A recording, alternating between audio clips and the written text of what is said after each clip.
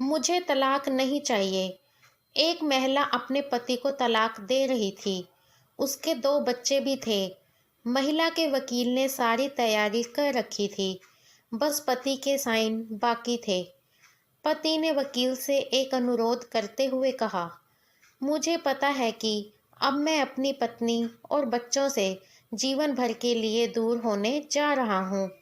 मेरी एक गुजारिश है कि मेरी पत्नी से कहो, मैं अपनी पत्नी और बच्चों के साथ आखिरी कुछ घंटे बिताना चाहता हूँ।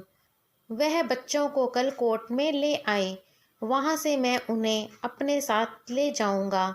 उसके बाद में आकर हस्ताक्षर कर दूँगा। सुबह उसकी पत्नी और बच्चे कोर्ट में आ गए।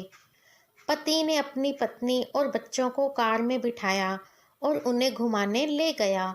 बच्चे कभी माँ से लिपटकर प्यार करते हैं, तो कभी पापा से लिपट जाते हैं। कभी आइसक्रीम खाने की फरमाइश करते हैं, तो कभी पार्क में जाने की जिद करते हैं। उनके पापा ने उनको आइसक्रीम खिलाई। उसके बाद होटल में ले जाकर अपने हाथों से खाना भी खिलाया और अपने बच्चों को देखते हुए उसके आंखों से आंसू भी छलक रहे थे। फिर अपने बच्चों को पार्क में ले गया। वहां जाकर बच्चे खुशी से खेलने लगे और साथ ही अपने माता पिता से लिपट जाते। माता पिता भी उनसे बहुत प्यार करते हैं। फिर पापा ने अपने बच्चों और अपनी पत्नी के लिए ढेर सारे गिफ्ट भी खरीदे और बच्चों को कार में बैठाकर कोर्ट की तरफ चल पड़े। बच्चे अपने पापा से कहने लगे, पापा पापा, हमें नानी माँ के घर नहीं जाना है, हमें अपने घर जाना है। माँ से कहो ना कि वह अपने घर चले।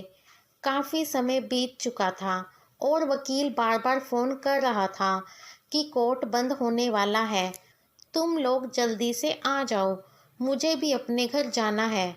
मगर पति का अपनी पत्नी और बच्चों से बिछड़ने का मन नहीं कर रहा था। पति की आंखों से आंसू बहने लगे।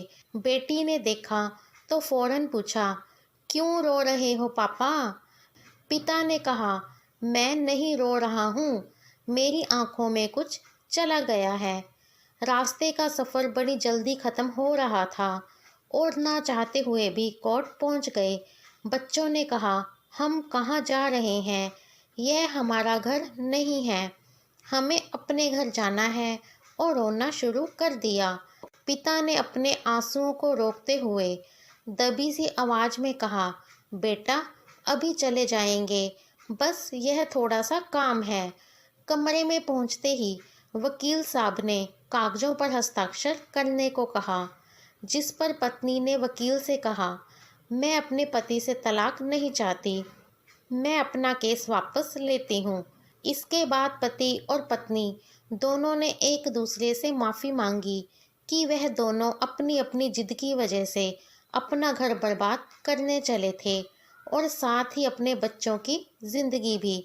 अपने अहंकार को थोड़ा अलग करके किसी और से सहायता लेने की बजाय पति पत्नी खुद अपनी समस्याओं को सुलझा लें, तो कई गलतफहमियां दूर हो जाएंगी और कई रिश्ते टूटने से बच जाएंगे।